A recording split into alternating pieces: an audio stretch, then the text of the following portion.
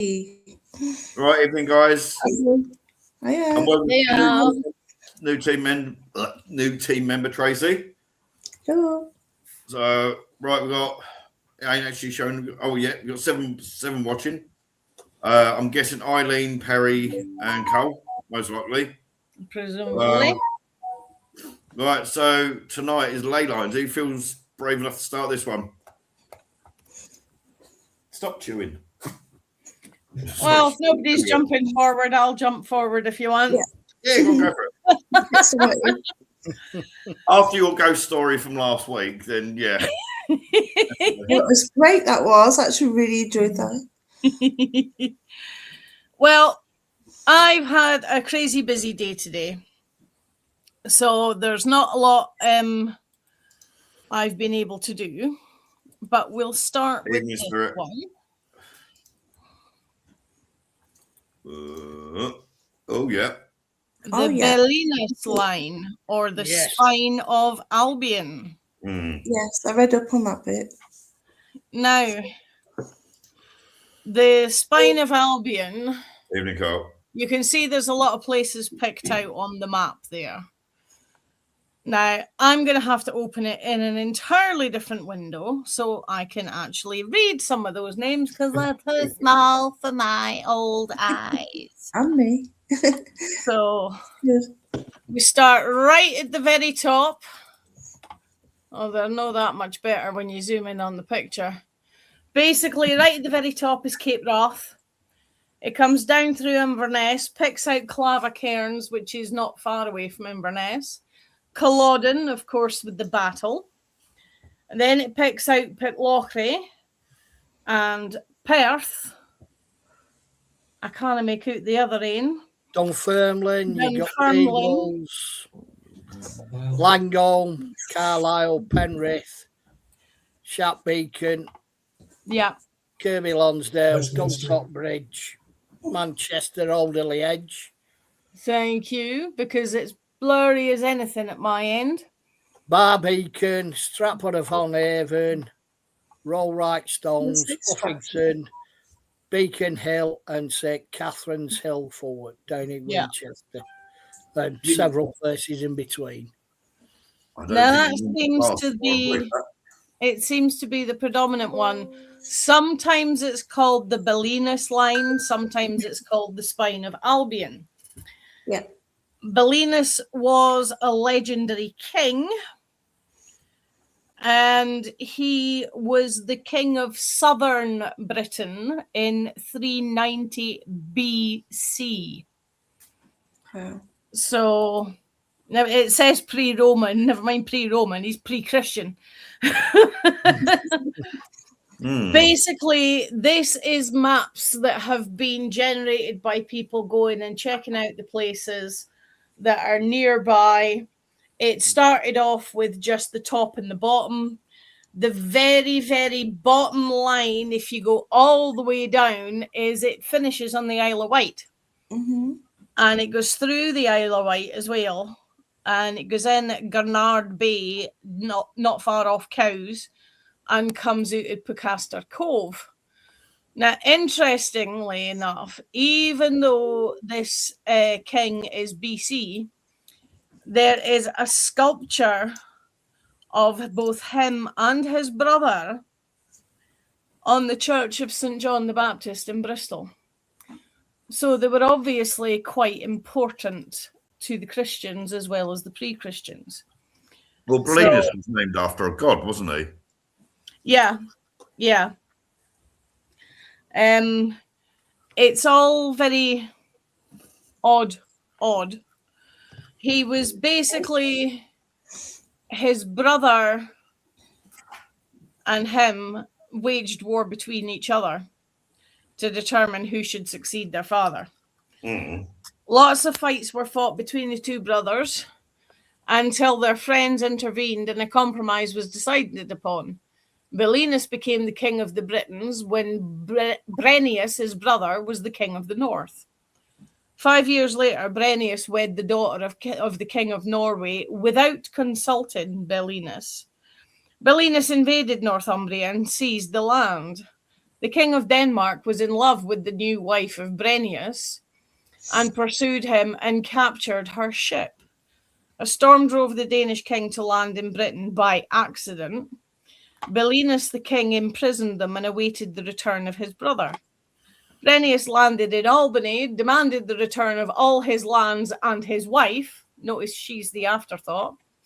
If not, he swore he would kill his brother if they ever met in battle.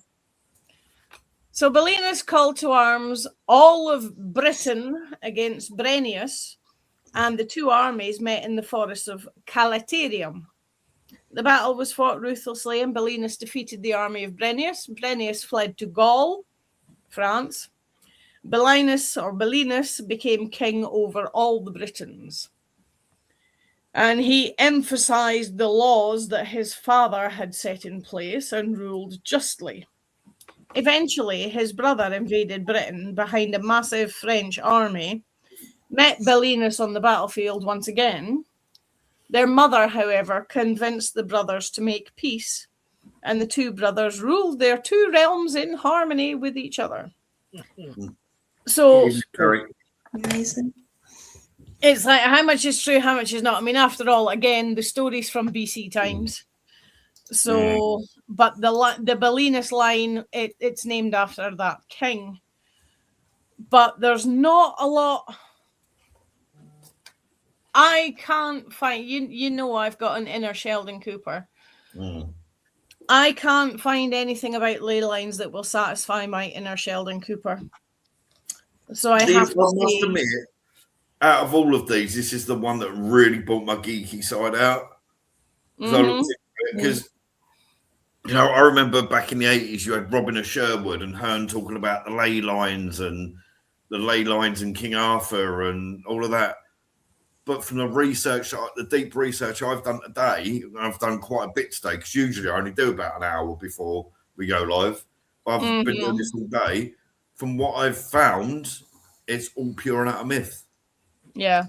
That ancient people did not use the fact that, yes, you got like Stonehenge and this, that, and the other that happened to be in line, but the ancient druids and things like that didn't actually do that intentionally. The only thing I've found that backs up my instinct with a bit of scientific discovery recently is they discovered some of the stones at Stonehenge come from basically where I'm at and further north. Now, I'm not sure if let's have a look, actually. But mind you, as you said yourself, a lot of the stones at Stonehenge as well are relatively recent additions as well. Anyway, but these ones are ones that have been dated to be originally. Okay. Let's have a look. I'm trying to find distances. So basically, where I'm sitting to Stonehenge is about 10 hours driving time without sightseeing. Now, the fact that some of the stones that have been dated have been geologically matched with stones up in Caithness and over on the islands like Ring of Brodgar, etc. And the fact that the line, Ring of Brodgar isn't on that particular line, but Ring of Brodgar and Callanish, both in the islands, are on the same line as Stonehenge. We already know in the socket holes of some of the older original stones, there has been pollen and grains and seeds and things found from plants that only grow up here that didn't grow down there. So there's 719 miles. Yeah. What could have compelled these people to go, we need some stone for up there? You know, I mean, you're not that far away from the fossil coast. It's a damn sight closer than the north of Scotland is to Stonehenge. And they would have been much prettier rocks with all the ammonites and things going through them. But there has to be something in it. Probably not what we think it is. I was wondering around the time like Stonehenge, the stones came from up there down to Stonehenge. Were the Brits and the Scottish still fighting, or was that before then? It was about 1,000 years before we were fighting. Oh, right. I was just wondering if it was. Well, we've been fighting since man existed, so well, yeah, chances are they would have been fighting. England. Yeah. Well, Scotland and England didn't exist as kingdoms. Yeah. So No, I was just curious. I was wondering if it had been like something to do with like England had overpowered the Scottish at that point, and it was a way of trying to show dominance by saying, like Edward did nicking the Stone of Scone. Yeah, that was it. That's what I was thinking of the Stone of Scone, but I couldn't remember what king it was. Yeah, it's Edward the First. Longshanks, of course. Longshanks. Yes. Oh, he would do. Great fellow. Of course. Battered the French as well. He must have been an absolute git, but his life and his personality are responsible for some amazing castles in Scotland, England, and Wales, where they were trying to keep him out. Yeah. Okay. It was. Let's pop over to Joe next, I think. Okay, so I'm sure we've all come across this in our research. Amateur archaeologist Alfred Watkins coined the term ley lines in about 1920 something. Yeah, 1920s, yeah. Yep. So he came up with that, coined the term. But there have been stories that when I was a kid, hanging around with my grandma, that her friends, the Native American ladies that she used to go out and have lunch with and make baskets and have, conversation with and stuff. They talked about the whole concept of ley lines, way back then, and they talked about their history of the concept of ley lines from ancient history.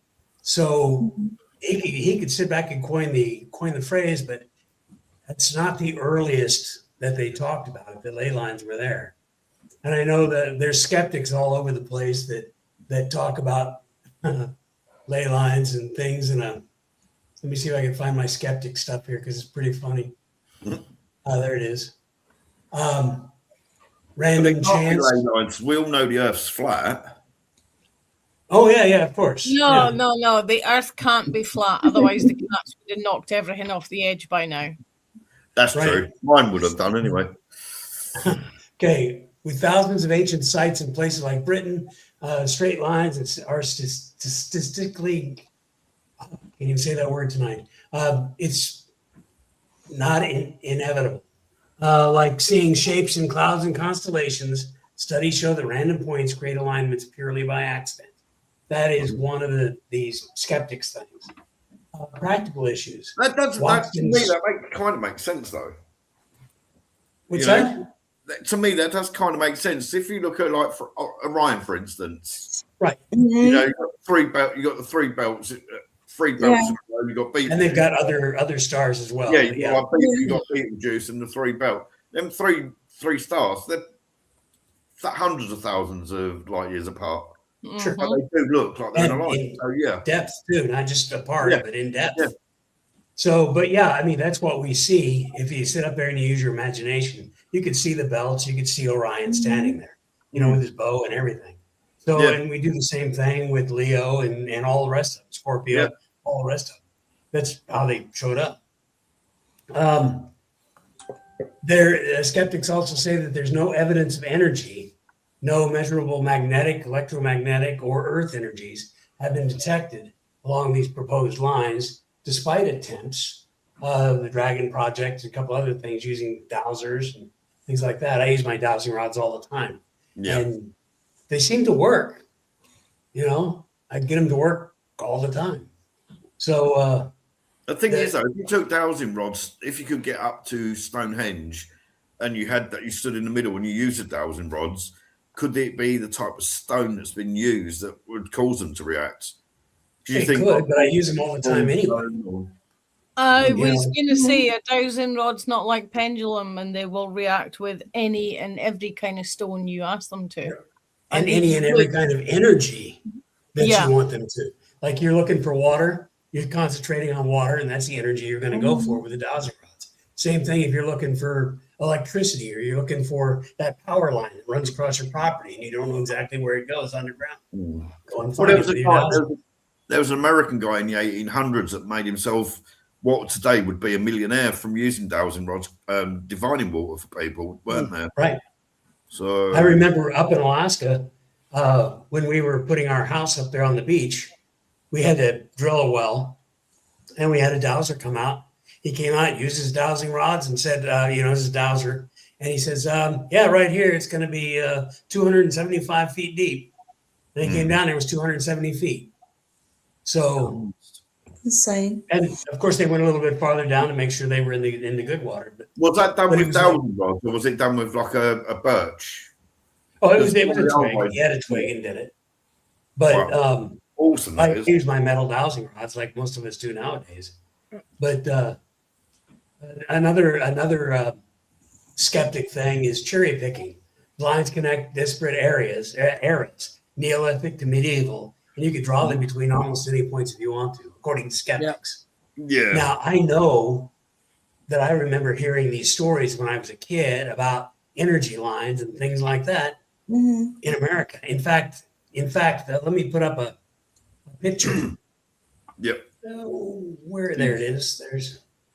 Seems like it's been weeks since I've done this.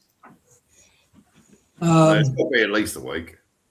Yeah, just seems like forever. I just put up a picture here. This is around Sedona, Arizona. Yeah. If you've ever been to Sedona and you walk around Sedona, it is the most calm, relaxing, energy buzzing. It's just strange walking around that town. It is gorgeous, the red rocks and everything like that. Is And Sedona it where is- the Stone of Silence is? Yeah, Oh, yeah, I've heard of it. Yeah. I mean it is absolutely gorgeous, and the energy in that place. It's just like if you go up around Jerome, Arizona. There's energy there. Lots of different towns, Ajo, things like that. And I bet if we tried, we could probably draw a line right through all those places. But yeah, they're talking about ley lines being in. Arizona was like a lot of a hot spot. I'm just having a few look at some of the pictures of Sedona. It's stunning. Mhm. It's absolutely beautiful. Amazing, yeah. If you use your aliens, the aliens used to use them as float glass. Yeah. Yeah. But That's one theory. But the thing about Sedona is, it's energy. It's got energy. There's all sorts of places around the world that have that same type of energy. Let's see. A couple of places in Northern California, Big Sur, the area around Big Sur up there's got a lot of that kind of stuff. Montana's got a couple. Colorado's got several. So I tend to believe that ley lines, maybe not by that name, but that ley lines are there and they've been around for a very, very long time that people have known about. And they've used them for directing whatever, directing their studies or what am I going to do here? I'm going to pick up this energy and see what I can get out of it. And it's just an idea. I may be completely, totally bonkers, but I really think there is. I've been to Sedona and I've felt that energy. And it's just that's why people go there so much. They'll go to Sedona and they'll stay the weekend and sit there and drink wine until they're toasted. And then they wake up the next day and go looking for energy again. It's just, it's a beautiful, beautiful place. And it's really cool. Yeah, I'm just looking at some of the images. It's absolutely stunning. It is. See if I can quickly bring my image I just saw. This, I'd actually love to have this printed down. Where it was. Oh, it's coming. All right, we lost Ian. We lost him. Oh, there you go. Right? Mm. Sorry, that is amazing. And even their McDonald's is they don't do the red M for McDonald's or the yellow M for McDonald's. It's a turquoise like the sky. And Wow. the building isn't bright, colorful. It's the only place in the world like Look at that. Wow. You don't see anything like that in England. You just look at it, you could feel the calm energy coming off that. It's just it's nowhere near. That is. Even like they say that some places like that have ley lines underneath them as well. Same as near us in Shropshire, the Wrekin, they say there's a ley line going right underneath the middle of it. Straight through to the ruins, which is the other side. We've got one here I found. Yeah, see, right. That's where we are to the left. And that's where most of them clustered together. Right. The only thing is, though, this was a geologist that done this as a prank, this one. Oh. He put it out for years. It's ley lines of Britain, and it's not. Each one of them points is where a Woolworths used to be.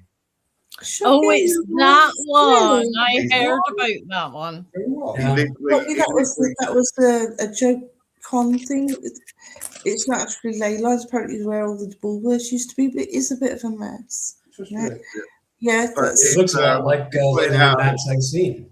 He put it out as ley lines across Britain, and people go, "Oh yeah, I've been to that location there on that particular line, and this happened and that happened." Just anyone could believe it. I just found out where all the Woolworths were in Britain and drew lines between them. There's none now. No, that's very true. It's meant to be coming back, but that just is it that shows how gullible people can be. Yeah. And if somebody wants something to be real, then they'll make it real. Because a little bit of the research I was doing, as I said earlier, I wanted to go more into the scientific side of it rather than the hairy, fairy, spooky side of it. But then if somebody wants to make it fake, they'll go to whatever it is they need to make it fake too. Yeah. Very true. As we've seen with politicians. Oh, Christ, yeah. So I looked into it about did the ancient Britons really use ley lines or is it pure myth? The short answer is it's pure myth. Ancient Britons did not use ley lines as energy paths or deliberate straight line systems. Most didn't even know about it. They weren't called ley lines. They were paths of energy. Yeah, what it's got is that they built monument like stone circles, burial hills, faults, and later churches. Some sites were astronomically aligned. So they're more likely they was aligned with the stars rather than the ground. Routes and trackways followed practical geography, ridges, valleys, rivers, and resources rather than hidden lines.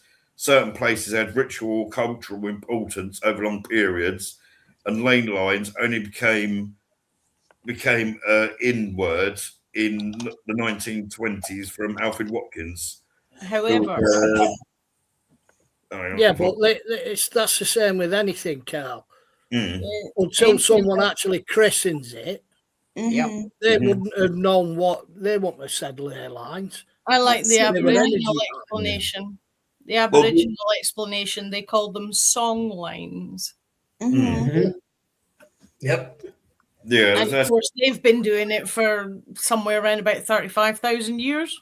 Yeah. So, you know what it's got here. Alfred Watkins suggested straight alignment with ancient trackways. Even this practical idea lacks solid evidence. Many aligned sites were built thousands of years apart, but using the term ley line as a mystical term of like all ley lines are where ghosts will be and this, that, and the other will be, didn't come about until 1963. Wow. Using ley lines as a mystical thing of ghosts and monsters and Loch Ness Monster and things didn't come around until the 60s. So... But that comes along the lines of my thing with Wicca. People say, "Oh, do you believe in Wicca?" I'm like, "No, because Wicca's too young for me. My mother is older than Wicca. Yeah. It's just different names." Yeah. Yeah, it is, exactly. It's, I mean, kangaroo is a classic example. What's that animal over there? It's kangaroo.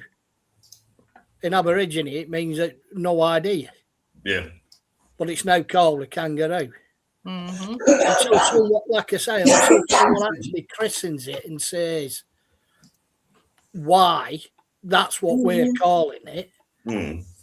People have you look at different faiths, you look at different areas of the country, they all use the same. And the fact that a lot of religious, I put a spiritual and religious.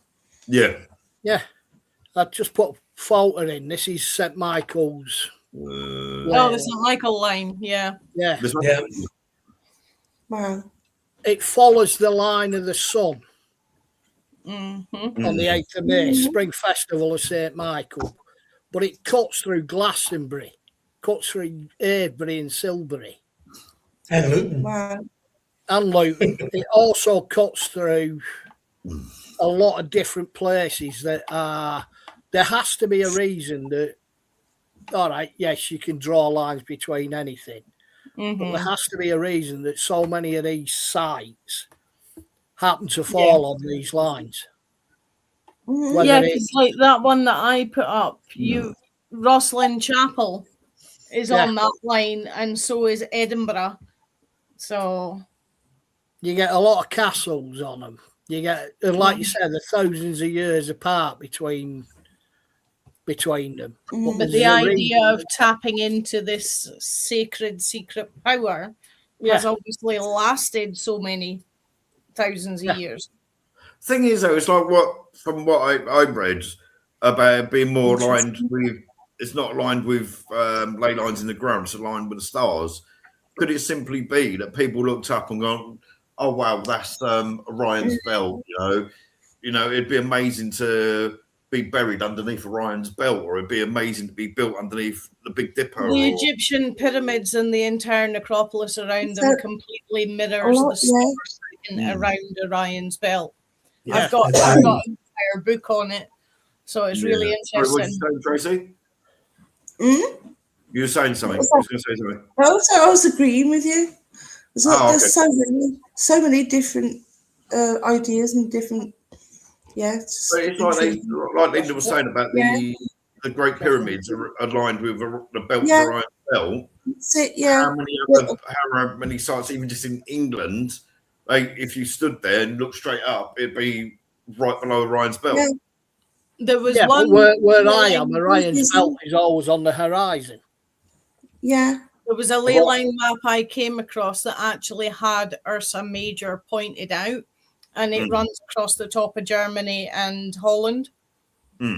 So the way it's points that have been picked out on the ley line map, but it totally forms Ursa Major. See where I'm sitting here.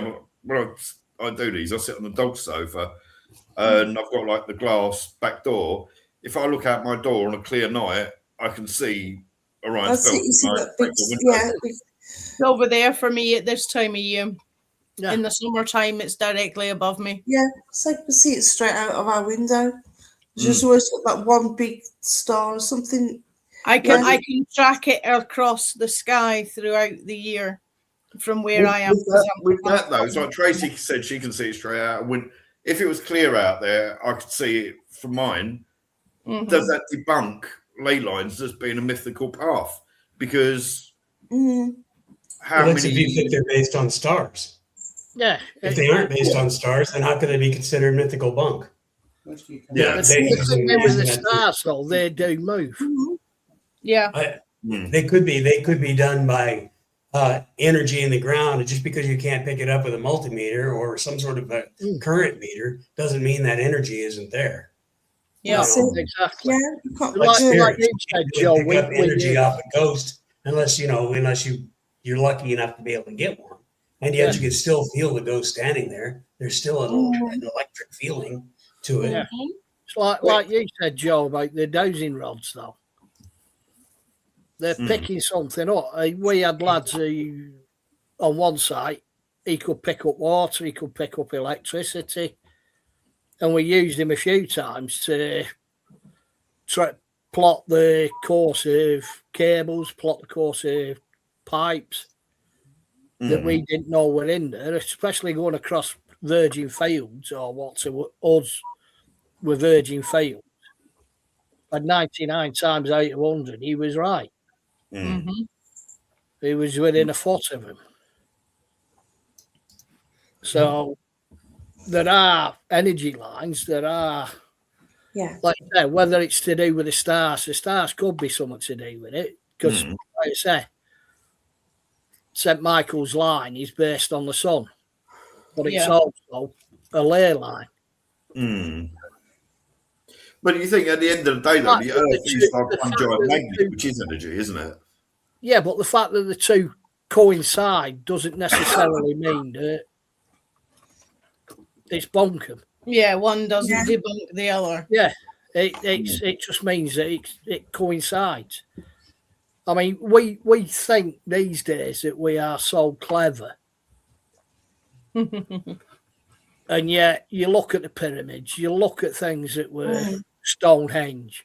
Oh, they've said they wouldn't be able to build the pyramids nowadays, even with all the technology. 3,000 years ago. And some of the stuff that they were doing, you look at the pyramids in the South Americas, and again, they are on ley lines. They are on lines. See, that's why I was trying to bring up that point about the ancient pyramids, because the ancient pyramids, they say, were aligned with Orion's belt, but I'm sure it's somewhere like Machu Picchu as well. They say is mapped out with Orion's belt as well.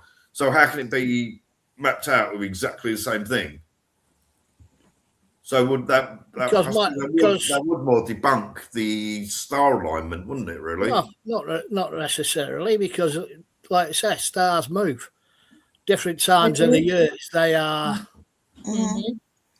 Sometimes Mars is well below the horizon here. There's other times it's directly above us. Orion's belt at the moment for me is over that direction. Yeah. Come morning, it'll be over there. That's it. So, yeah. We'll go over to Tracy next, I think. Yeah. What Tracy's found out. I didn't have much chance to look it up, to be fair. It's just it's all the different things that are different. Curious about something. Concept. I'm just lost. it's like all the different concepts, all the different beliefs, and we're like the religious side, the spiritual side. It's a complicated, very complicated subject. Is there a link with alleged ley lines and hauntings though? Are areas on ley lines actually more haunted than in other locations, like it's claimed, or is it just a thing that's sort of like become part of social conscious? I think some of it's down to social conscious, but Yeah. I think a lot of it again is energy. I've only seen it all lays down on energy. Rides over that way at the minute. I've only seen one thing to do with hauntings and ley lines in my experience. That was waking up at what I fondly call asshole o'clock in the middle of the night. That's the time I'm usually going to bed. Yeah. And there's this line of people walking through my bedroom in clothing from 1500s, 1960s, 1970s, 1800s. All different times. Yeah. All different sets of clothing. And they're walking through my bedroom in a dead straight line. And I'm like, what on earth? And after about literally like 6 months tracking, there's an alleged local ley line runs through our house that leads to the church where it intersects the ley line. leads over to Morven, which is the extinct volcano, which would always have been seen as a powerhouse. Yeah. It's an extinct volcano. So But now, why I as saw you know- it, I have no idea. as you know, in my previous place in Layson, I used to get activity almost on a daily basis. Mm-hmm. And I'd had friends that were mediums come there and said they felt it was a portal.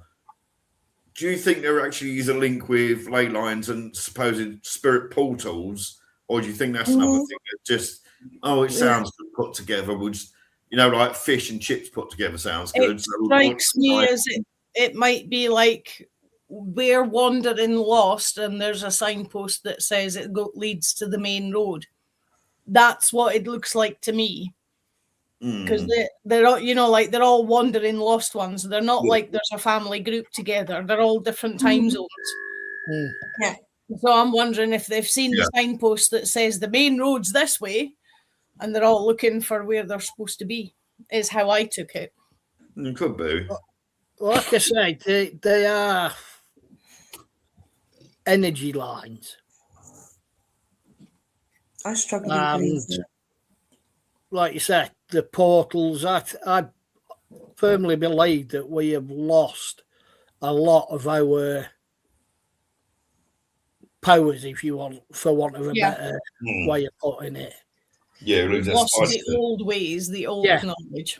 Yeah, definitely. I message. think we've lost so much of it. Pace of life today precludes us from believing it, because we're told forever that things don't exist. That can't happen. That's not real. That's and like Joe said earlier that people go out of the way. I don't agree with it. I'm going to totally trash it. Yeah. It's like you said when we done the haunted forest. As you said yourself, Ian, the world today is so fast and so busy. It's like bang, bang, bang all the time. Yeah. You can be driving through a forest. There could be hundreds of spirits of people or animals just walking about doing their thing. But we're so busy, and our Just minds watch are so some of the busy. modern. Just watch some of the modern YouTubers when they're investigating a forest. They're having a hyperactive screaming fit and running half a mile when they hear a bird they're not familiar with. Oh yeah. They don't go outside unless they're recording. I think one of the best ones of them I saw was there's a couple of American investigators, a German woman that was an investigator. It was from one of these TV shows that gets shown on travel program. And they was in a churchyard standing by some bushes on a breezy day and the wind was blowing. You could see it was because the hair was moving and the bush rustled and I went, oh, there's a spirit there. And I was like, oh my God. Yeah. Well, it's like a group not far away from me. They took a photo in the cemetery when it was raining and said, oh my God, look at all those orbs, all those trapped spirits. Yeah. Her friend was behind the shaking a rug out. Yeah. It was hopefully done with rain. You didn't need to do that. That's your house. From Perry, in terms of ley lines, the rods are definitely picking something up. What that energy is the fascinating question. The rods will also answer questions if asked. Yeah. Using to answer questions all the time. I've never heard of ley lines being associated with haunted. No. Well, we were talking last week. Sorry, Tracy, talking over you, but we were talking last week about Channock Chase. Oh, yeah. Cannock Chase lies between two very powerful ley lines. We don't live too far away from there, actually. Well, Andy lives. Shut your windows so the aliens didn't get you.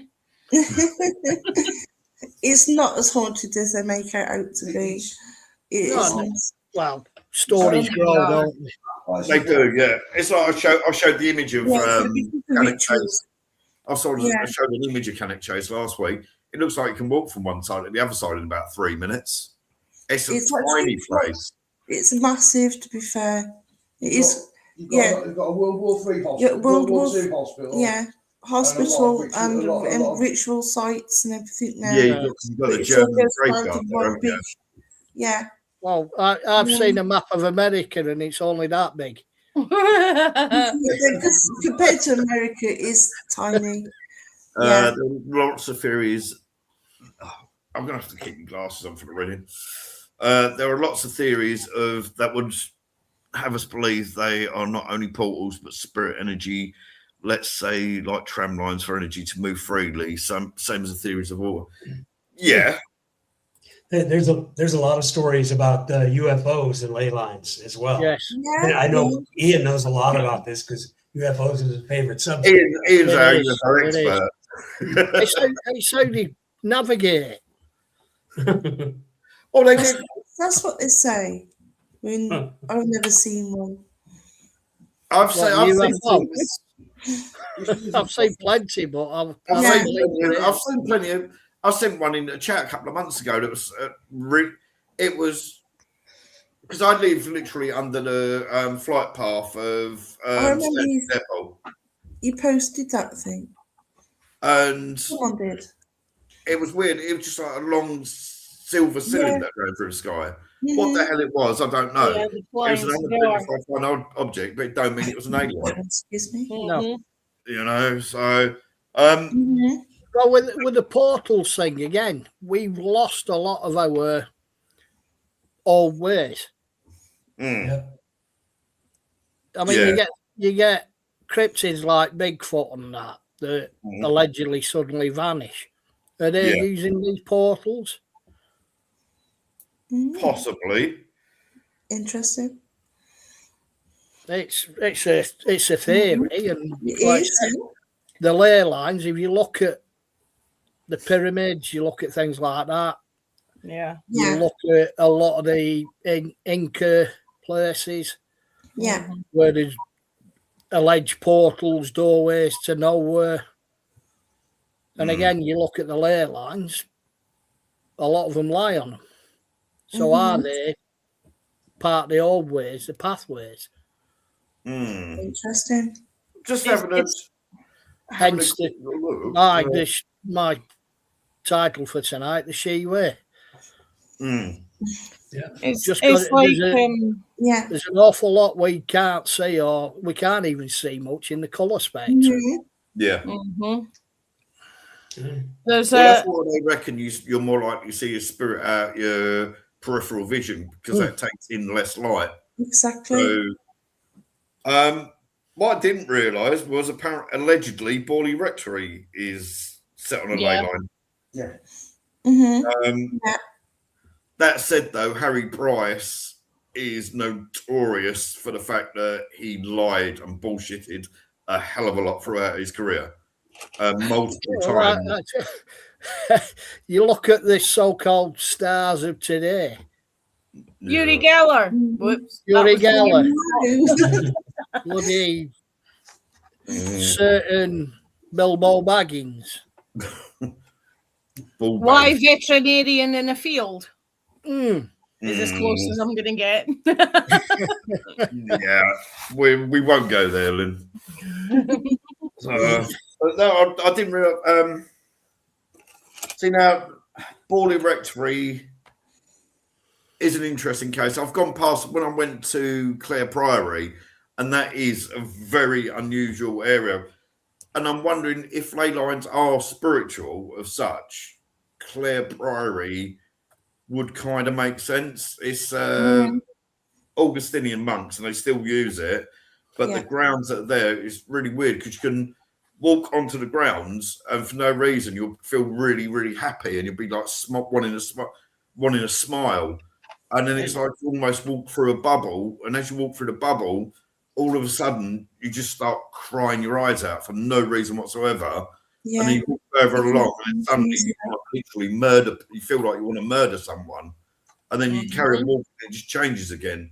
It's literally like walking from one bubble, like Ian said the other week about going from different realities. Yeah, it's almost like that, just within this one parkland. So I go through that every day with certain people. I'm wondering if, because Clare Priory is not that far from Borley Rectory, so I'm wondering if Clare Priory's on a ley line. Joe, you're quick on put those places there because of the energy of the ley line. possibly, because at the top of the hill at Clare Priory, there is there's like about 1.5 walls left of what was Norman Castle. So, and when I did go up there, I went up there with a group of people when I was trying to get a team going. Must be about 10 years ago, and I was standing there. It was all of us were English. None of us spoke any other languages. Didn't have any other accents. And I heard someone whispered in my ear in French. And I must admit, I didn't need the tacos that night. Put it that way. I was not expecting that. So, well, going back to what we were talking about whether the ghosts, spirits, whatever. Ancient Ramin. Yeah. He sat on the convergence of 2 very powerful ley lines. Someone's just posted 2 pictures. That makes sense. I've put 3 pictures in that are just waiting for when I. Okay. Yeah. Sorry, Ian, go on. Yeah, I thought it was you to put them up. It's Ancient Ramin. He sat on the convergence of 2 powerful ley lines. And that's allegedly one of the most haunted places in Britain. But then again, we've said about that before. These places that are hire them out, like that hospital in Liverpool, the caretaker. Newton Park. Yeah, the caretaker, because I know a team up there. I've known the guy that run it. I've known him for as long as I've known Joe. And he said the caretaker, I think the guy's name was Ron, said a lot of the ghost stories for that place he invented himself. Yeah, but that's the money. There's, again, as we've said before, there is that kernel of truth in it. Yeah. People exaggerate because finance. If I say a lot about this, it'll be, I'll get more money coming in. I'll make a fortune out of it. Doesn't mean that the place isn't haunted. No, but exaggerate. If like there's 2 ghosts there and you say, oh, there's 6, it gets people a little bit more interested. Oh, we went there, there's 6 ghosts, but we only had contact with 2. Oh, if we go back again, we might have contact with the other 4 as well. So yeah, it is just it's business. It is, but there's no saying that there isn't 6 ghosts, as we all know as practitioners, for want of a better phrase, as researchers. We can sit in a so-called haunted house that has more than its first share of activity and get absolutely naff all. Yeah. There's other places I've walked into that's never been known to be haunted. And I can tell you right now, they are. Yeah. I stayed a weekend at somebody's house and I commented that I didn't like a particular painting in a particular room in their house. And since then, the door of that room slams for no apparent reason when nobody's in it. Yeah. No. Spirits are like us. They don't like criticism. That's it, yeah. They pick up on the energy. They just don't like people. If it was once their home. Well, that's why they say spirits don't like upheaval and change. That's it. What's wrong with it? This is how I like it. A lot of priorities, monasteries are built on ley lines, and a lot would connect them together. I've downloaded a map to kind of go along with that comment. Yeah. Oh Christ, you put about half a dozen on. Rob, no, hang on. I'll get rid of them. I'll take mine out. I can't see him. I'll get rid of these ones and put the one in that I've got that backs up that comment. Which one did you? Oh, yeah, pop that one in. Yeah. There we go. Right. There. Oh. That maps every important church, priory, abbey, cathedral, whatever you like, right?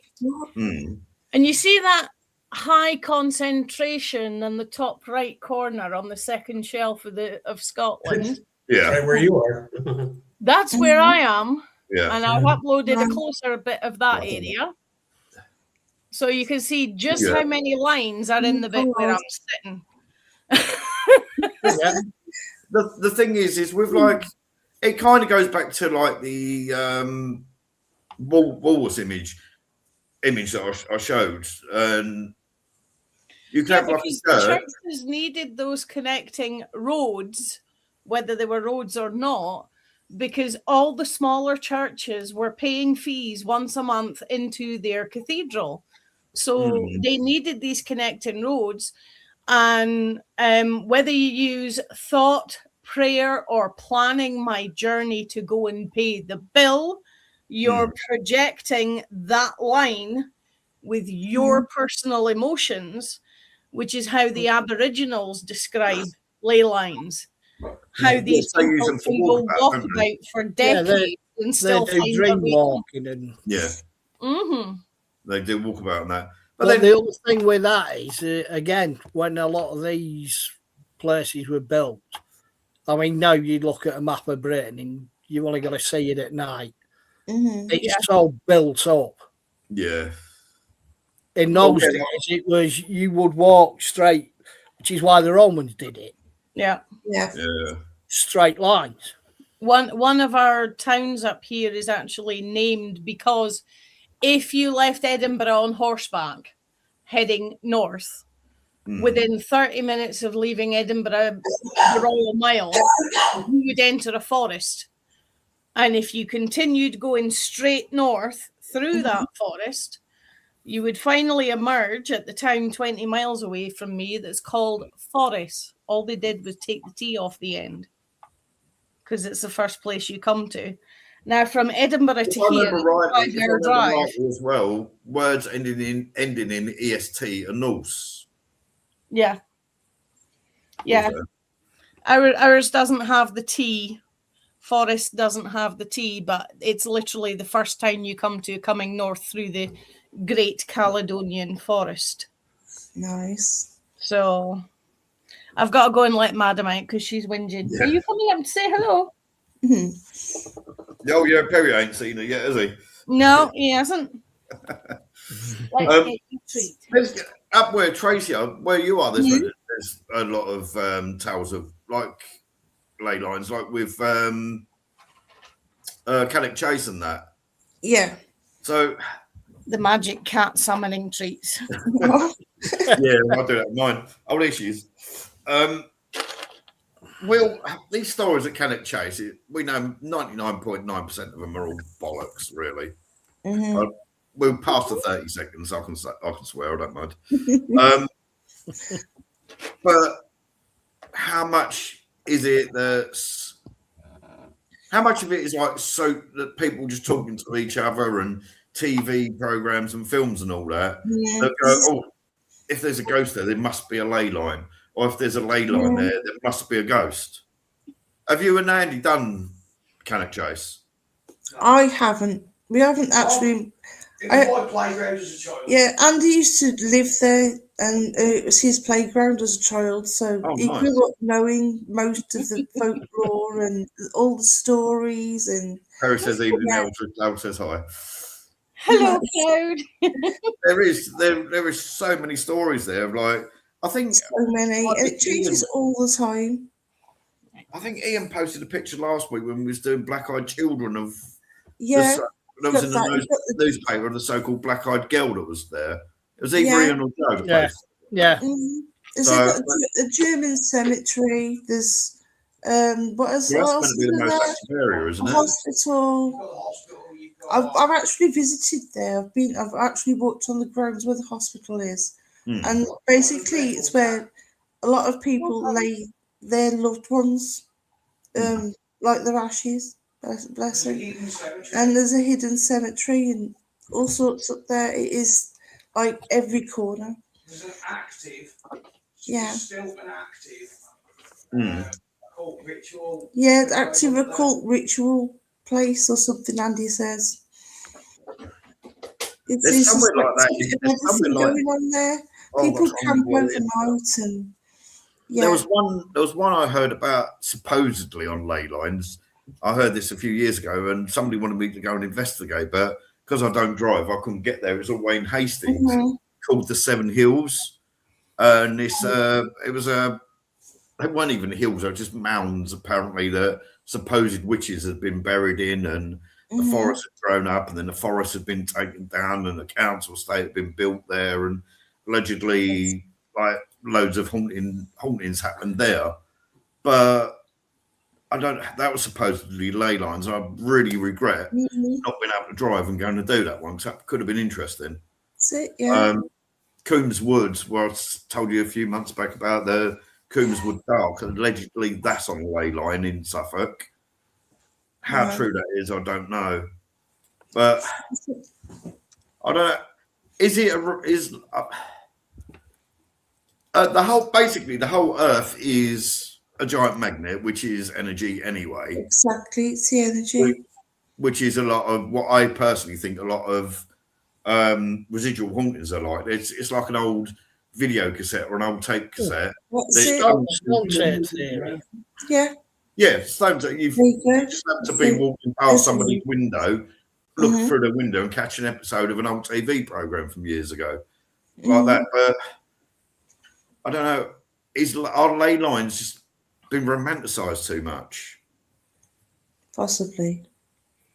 It's like anything. I mean, sorry, Joe. It's like a lot of things. It's one of those that it's caught people's imaginations, and at the moment it's flavour of the month, or it was a few years back. Same with ghosts now. Oh yeah, I'm a spirit hunter. I'm a ghost hunter, and all these people popping up claiming that they're experts. That's the thing, though. There's no such thing as an expert within the paranormal. Well, the definition of an expert is has been and drip under pressure. And that's exactly what a lot of them come across as. I'm an expert in, well, he's an expert in the exact opposite. They learn all the time. Well, you go to court and you get both sides bringing expert witnesses who totally contradict each other. My first ghost hunt was, I was about 11 years old, and it was an old bunker in between Jaywick and Clacton. I'm now 52, so I've been doing it a lot of years.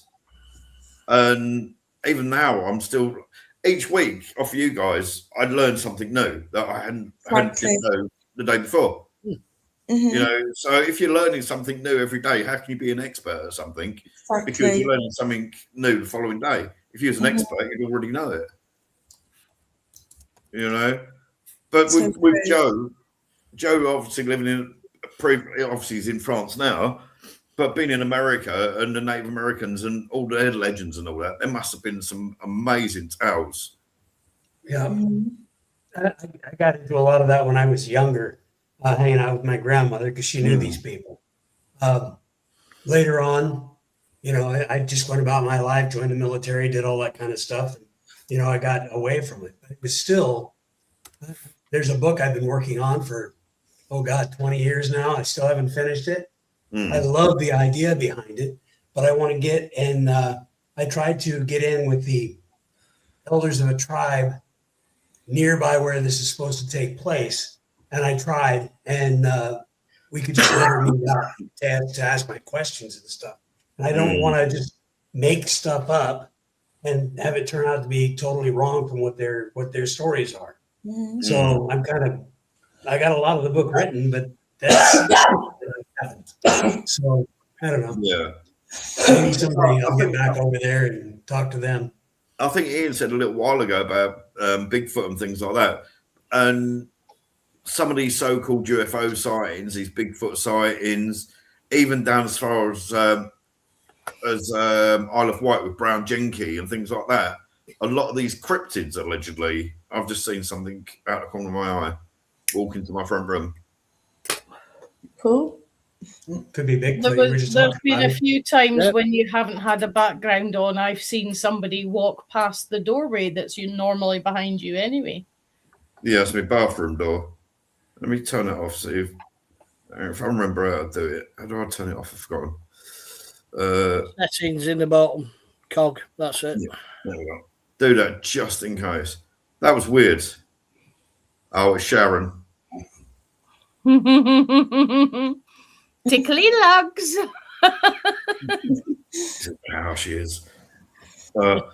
I've completely lost my. I'll fuck off. Hi, Sharon. How you doing? Oh, She got something to tell you. You're being a dick. that's what big brothers are for, I suppose. Yeah. I've completely lost my. Why do you take over? I've completely lost my friend now. Next time. Well, one of the other massive sites in America, Nazca. Again, he's on a ley line, allegedly. Yeah. Allegedly, yeah. And I- allegedly full of them as well. That's got, yeah. that's got nothing to do with aliens or any of that sort of shit. No, like I said, aliens are already here. Yeah. Well, there's supposed to be a major meeting of ley lines at Lake Titicaca, which is right down in that area, Yeah. South America. That's So there's supposedly that's highest navigable lake in the world, highest altitude navigable lake. Because didn't they throw gold into Lake Titicaca for the underworld gods? Is that the lake I'm thinking of? That could be any lake in the UK Oh, as hell, well. Yeah. Oh, She's been on the tackles as well.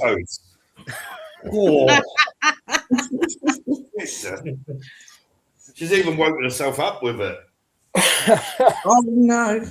Oh. See, my inner jukebox is set off with Joe saying about little dip, dip, dip. That's Lake easy for you to say. My brain's yeah, I mean- going, running bear, loved little one. Oh, I used to love that shit. No, I'd heard that, unless it's like these ancient alien idiots that have put it out there, but supposedly the Inca used to throw gold into Lake Titicaca to appease the underworld gods. Well, they had that much of it. It could have easily been seen as disposable. Yes. Yeah. Or I can dispose of it. It would just be like the folk in Yorkshire and Glasgow throwing coal into the water, Oh, yeah, it is. It's only rarity is what makes things valuable. Yeah. Like the old trails that they've got. Mm. Yeah, the old trails that they've got all over England, where the Iron Age people used to walk. They built those wooden board bridges across a lot of the marshlands and stuff. And before they go over a lake, they would throw an old weapon in just before they crossed as an offering, so they can make it across safely. Yeah, So that's why they're finding knives. You've got your water sprites, you've got your old, again, the old gods and the old. Yeah. And taking it into slightly more modern fairy tales, the troll that lives under the bridge. Mm-hmm. Whereas That's now what I was going to mention. behind That. a keyboard. That was my ex-mother-in-law, the old troll under the bridge. Well, we got one living in number 11 Downing Street. Yeah. The whole of Westminster's full of trolls. Or just go on the internet, isn't it, really? I just put up a picture of another ley line place. Yep. That's there's two of them there, but Either one, does it matter which one comes up first, Joe? no, it doesn't matter. That's the one I was hoping there. But this is the Hill of Tara. It's over in Ireland. I recognise it. You know what? When I was just about to mention that, actually. Yeah. There's supposedly several ley lines that go through this place. And the next picture that I've got there is the Stone of Destiny, what they call it. But I've heard tell now this stone. There's the one I brought up. Hill of Tara, ancient seat of Irish kings. Yeah. Visitors report shadowy figures and feelings are being watched, and lays on a powerful ley alignment tied to prehistoric sites. And it ties up with that other one as well in Ireland. Newgrange. That's the one. Yeah. Yeah. This is the Stone of Destiny here.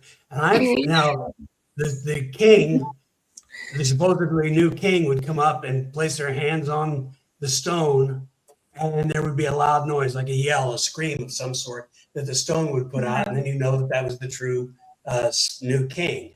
But I've heard that they've moved that stone so that doesn't happen anymore.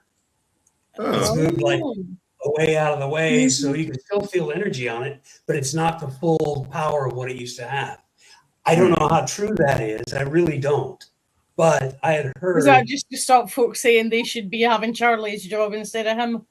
Yeah, exactly. Yeah.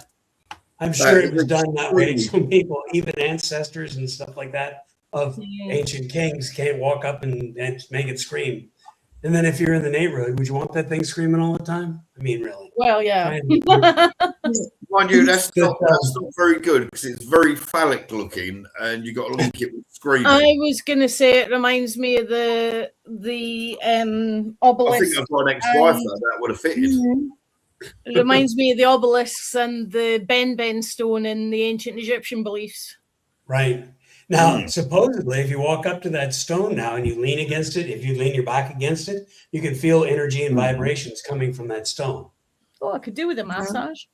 Yeah. I haven't been there. I've been to Ireland several times, but I've not had a chance to get to Hill Tara, and I do want to go there one of these days. So who knows? It's so easy now. I mean, they're EU. I just take a flight and go, but Amazing. just haven't done it yet. Here's another one. Goddamn voice thing keeps coming on. I can't remember the name of the place now. Chartres Cathedral, built atop older pagan sites, strange lights, ghostly clergy, and energy sensations, often cited as a key node in European ley lines. Interesting. So look at that. That is an absolutely stunning building. It is massive. Yes. I'm not sure how far from you that is, Joe. Just a second, I'll look. All right, yeah. That's what I was going to do, but your laptop's a lot quicker than mine. Gettysburg allegedly is on ley lines. Sedona we've mentioned. Machu Picchu. The Great Wall of China allegedly is on a ley line. Actually forms its own, surely. Mm-hmm. I thought so. Common theme. I forget who it was. Was it Perry? Oh, yeah, it was Perry said that he'd never heard of ley lines being associated with hauntings. It's got a common theme in ley line ghost stories: apparitions repeating past events. So that'd be stone tape theory. Lights, mists, and energy.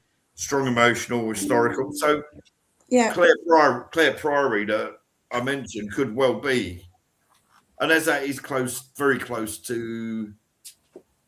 Yeah, it could well be. Yeah, ancient religions and ceremonial sites nearby them. So there is some link to alleged hauntings, and ley lines. The place you mentioned last week, Joe, the old hut for the cowboy and I can't think what you called it now. You know the place I mean, though.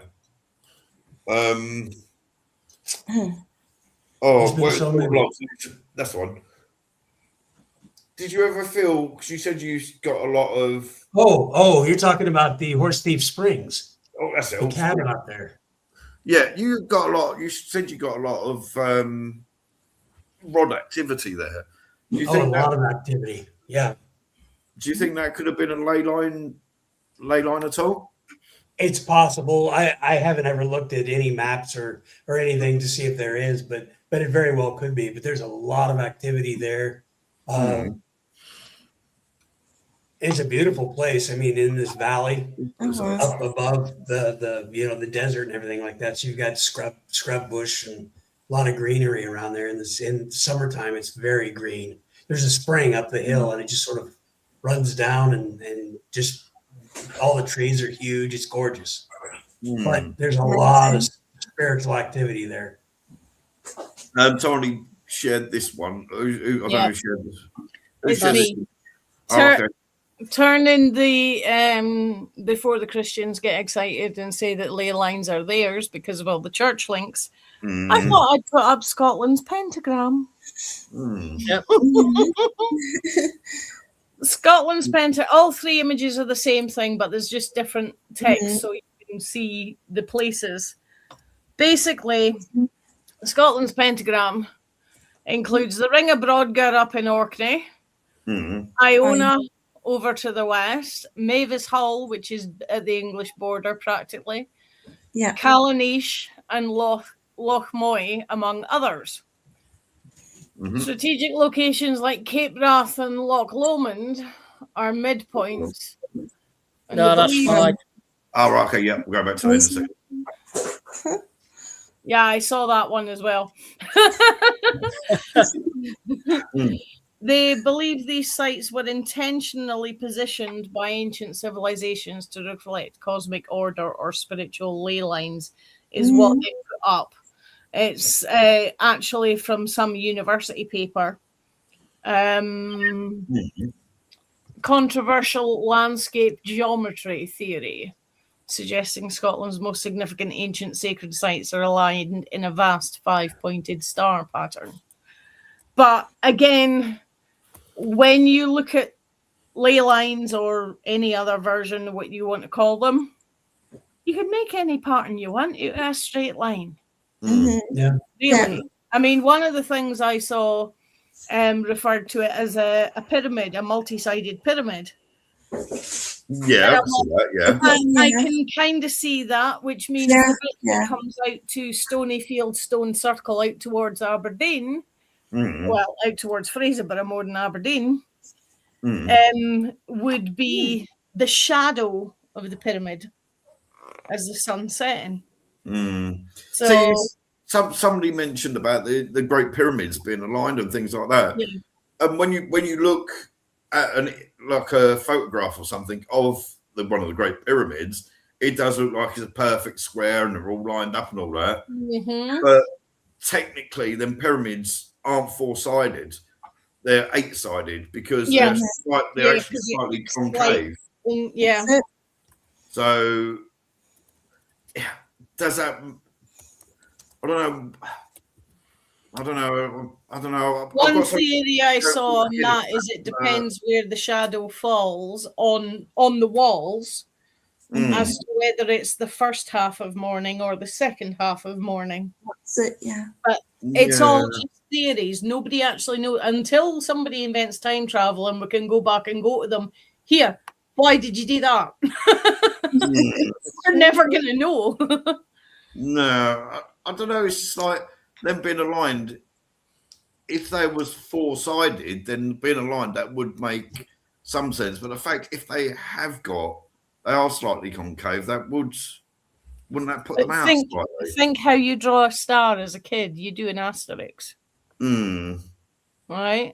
So that's 4 lines. But if you joined those lines up to make it into a pyramid, you would have that concave bit on each side. Yeah, that makes sense. Yeah, I think that one. I'm just trying to overthink that one, to be honest. But where is it? So I've got an image. Well, if you want, I can send you a link to a very good book about it. But it's a bit hyperbole. I've just got a photo of a pyramid from the air in. Oh. Yeah. So you do look. If you look at it, it does look like it's four-sided, but from above it does. It's concave. Yeah. So they're big. Those suckers are huge. Yeah. Standing down at the bottom of them, looking up, it's like, very crazy. Oh Christ! Yeah, I've seen images of people standing next to it, and it's like, where's the person? I stood next to it, so it's kind of like big. Right, Ian posted this one. It caught my attention. Yeah, this is Sussex. And the man in the middle there is the long man of Wilmington Leigh. Oh, the one I saw was the Cernabus giant. Yeah.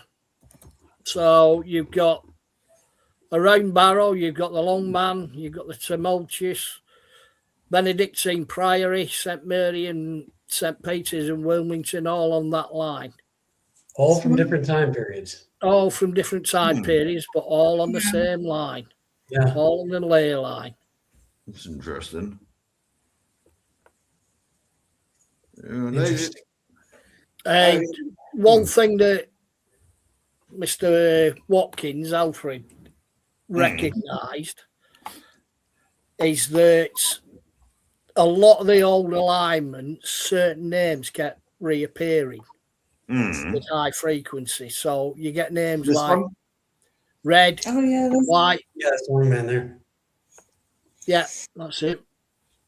Wasn't that used as a fertility thing for a while? Or am I thinking of a different one? The Well, there's a Cernamys lot of them, one. but that's a Cernamys giant that was Oh, right. who's got the Yeah, because he's got a massive phallic symbol. Yeah, he's got one of those things. Yeah. Yeah, they tried making them Clean, put trousers clean on it. off didn't every they? so often. Yeah, they tried making them put trousers on it, didn't they, for a while? But yeah, he noticed that a lot of the roads came up with the same name. So you got red, white, and black are common. So cold or coal, Dodd, Merry, and Lay, which is what Lay's obviously what he named the lines. Clearing. It means clearing. Yeah, it's Lay is also Saxony for fire. Mm-hmm. Again, which is a force, a power, energy. He suggested that ancient travellers navigated using a combination of natural and man-made markers, and certain lines were more known to those that most frequent them. So that the white names used to be used by salt traders, red lines were used by potters, black was linked with iron, nap with So could that be flint what? So that everyone calls them as knows them as ley lines and say it's energy and this, that, and the other. But couldn't that simple fact be that if you like, for instance, where Ian is, and he wanted to get to where Tracy is, you go right. You got this church there, and if you carry on going a bit further, there's another church. Carry on a bit further, there's a big brick wall, and it's just a way of people using it as markers just to know from one destination. Yeah, That's what it was, anything, there's nothing spiritual or anything about it at all. that's It's one of literally my just ideas too. traveling. Yeah. It could be, but over the years, like you said, things take on different meanings. Things take on different evolves, doesn't it? evolves. And if you extrapolate the idea further, some things go on to become active tulpas that act like a ghost. Yeah. And some things from the generations and generations of folk who had the same idea create ley lines. I was going to say that could ley lines be a type of tulpa? It's the way the Aborigines describe it. It's because you have the intention of going such and such. You create the line. And more people do it. Could be something, but again, you know yourself, you follow certain tracks. You follow your own path through, and I've done it. I've been out in the middle of nowhere, but I know where I'm going. Yeah. Exactly. That's I my remember line. I remember you saying you was out with your ex-wife or something, and somebody asked you where to go. You'd never been there before. But that was totally weird. I was in a town I'd never been to, and walking around with my wife, and someone stopped us and asked for directions. And I gave him directions, and he trotted off. And my wife said, "I thought you'd never been here." I said, "I've not." She said, "Well, how do you know?" I said, "I've no idea." And we went and looked, and I was spot on. Yeah. What is it? They call it pigeon intuition, don't they? Yeah. Yeah, but like I say, I'd never been in that particular area that I sent him to. I did that on Mont Saint Michel when I was 15. Yeah, we got completely lost wandering round the residential bit, and my friend didn't want the idea of, well, if we keep heading downhill, we'll get there eventually. Yeah. So I sat and had a cigarette, and I'm like, no, we'll go up there, we'll go left, then we'll go right. and we'll be there. And we got there straight away, and she's like, "How did you know?" I'm like, "I've no idea." Again, I'm a firm believer. We have got an internal compass, Yeah. and like you said it yourself, Carl, the Earth's magnetic. Yeah. So you focus in on your own, whether that's what a ley line is, it's just a focused line, and that's why they come about. Yeah, I because of mental health and my anxiety and things, I don't tend to go. If I go out, it tends to have to be with Heidi and the kids. That doesn't mean I ain't going out with the kids, but never mind. But when I go out on my own, I get too anxious, so I don't tend to go out. But if I have to go somewhere, I'll go, right, I know it's over that direction, and I'll go, and I seem to be able to get there, even though I don't know the area. Yeah. I'm going to have a rough idea of where to go. Yeah. Happened to me a lot when I'd be walking around looking for, in a town that I've never been to before, like in Germany or Italy or something. You walk by and you finally, I'm tired of looking for this place. Hey, can you tell me where such and such a place is? And they point right across the street, right behind you. Yeah. You're there. Yeah. It's just right there. Oh, thanks. Yeah. I feel like an idiot. Yeah, it's weird. Well, you weird got Yeah.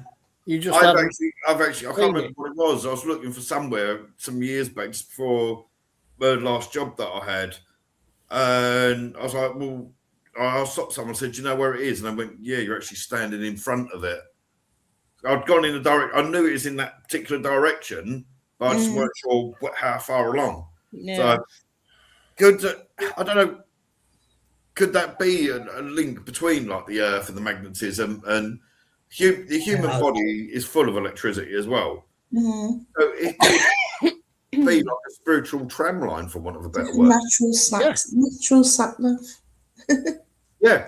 I mean, you read some of the stories about the Druids and people like that, and you read some of the things about how people got around in the past.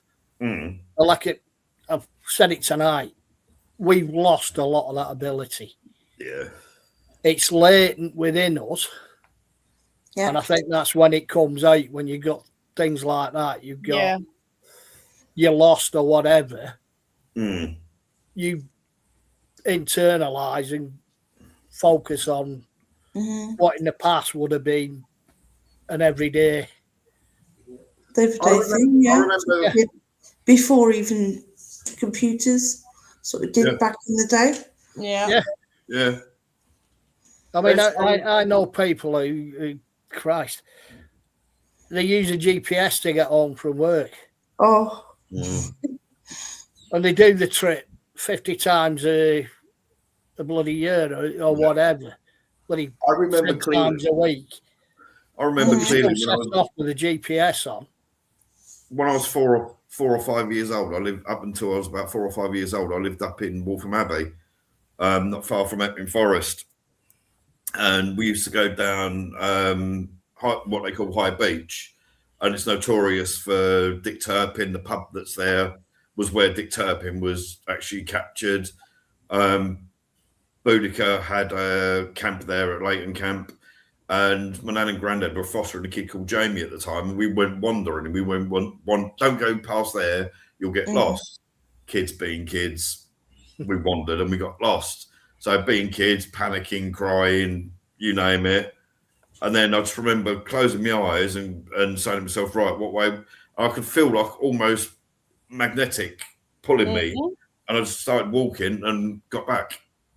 Yeah. But while I was panicking, we was going round and round in circles. Yeah. But could that give some credence to ley lines? Or the Earth's magnetic field and your body and your desire. And I'd say that one. Well, that's what I was going to say. Create your own ley line. Yeah, that's what I'm wondering. You remember back in science class in the 80s, you get a magnet, you get some copper wire, you wrap it round, and you built an engine or a battery, whatever label you want to give it. Yeah. Well, the Earth's magnetic. We are magnetic and have our own force, as proved by them fancy, expensive watches people can buy now. So if you can tune out the crap in your mind, you should be able to tune into the frequency you're looking for, even if you don't know what frequency you're looking for. It's like, right, I need to go to such and such. Somebody give me a clue. Yeah. You know? Well, is that inherent? We'll Is that find it. inherent from So man's true. caveman days? Is it inherent from caveman days that when they went out hunting, they'd Because use? of how successful it is when people do it, I think it is an old genetic memory that we've just forgotten how to use. Yeah. Mm.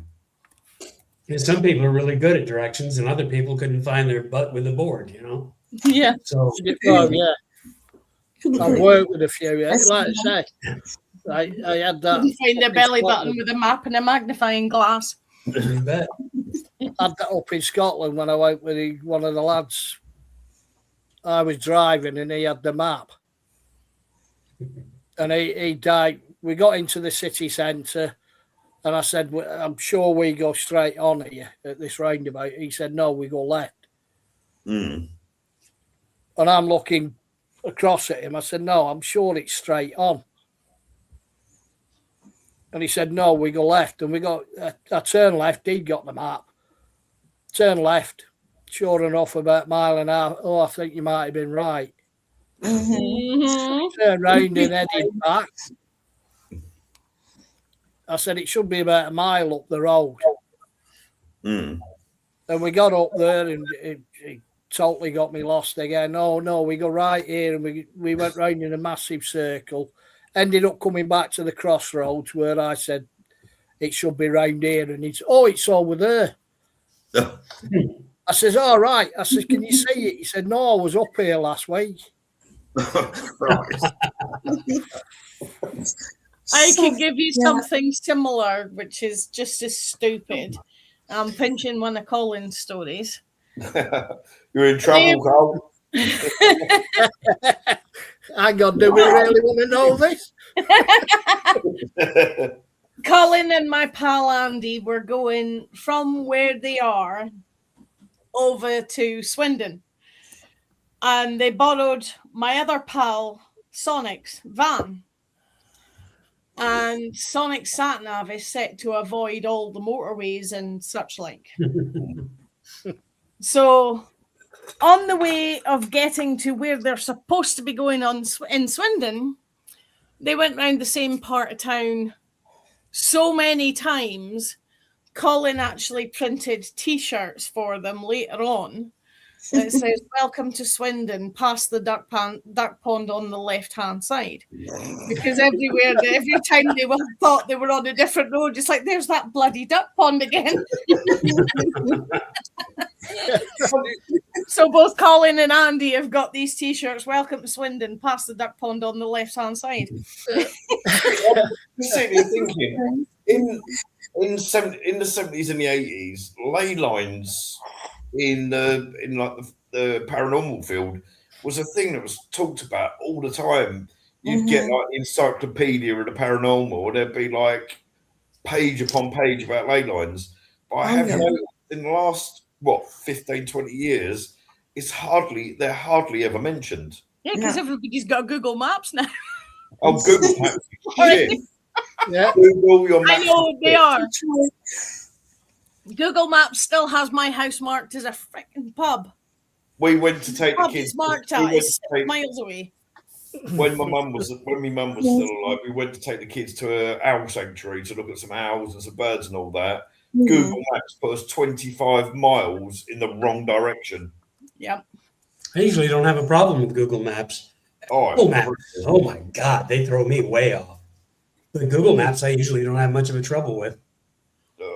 No, it's like when I was able to get about a bit more, I used to travel down to help Heidi do homeschooling with the kids.